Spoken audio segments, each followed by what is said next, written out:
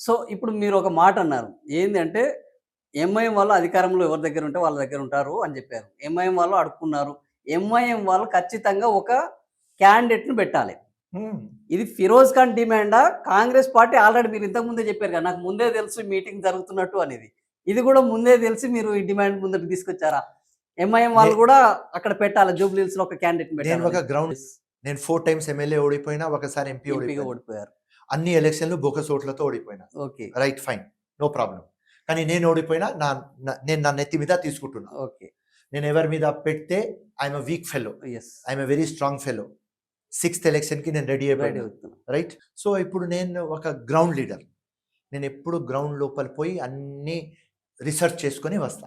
జూబ్లీస్ గూడా రిసర్చ్ చేస్తే 3,50,000 పాపులేషన్, 1,10,000 ముస్లిం పాపులేషన్, దాని తర్వాత దానిలో 40+ కమ్మ పాపులేషన్, అన్ని ఈక్వేషన్‌లు ఇట్లా చూసుకుంటే రైట్ ఎంఐఎం క్యాండిడేట్ పెట్టాలి. చంద్రబాబు నాయుడుకి ఆ క్యాండిడేట్ మీద సాఫ్ట్ కార్నర్ ఉండాలి. సపోర్ట్ కాదు, సాఫ్ట్ కార్నర్ ఉండాలి. ఈ ఈక్వేషన్ ఉంటేనే కాంగ్రెస్ గెలవవచ్చు అని నా సొంత అనాలిసిస్. అనాలిసిస్, నా సొంత రిసర్చ్. ఈ విషయాన్ని మీరు పార్టీ దృష్టికి తీసుకెళ్లారా? టైం రాలేదు, రాలేదు నేను.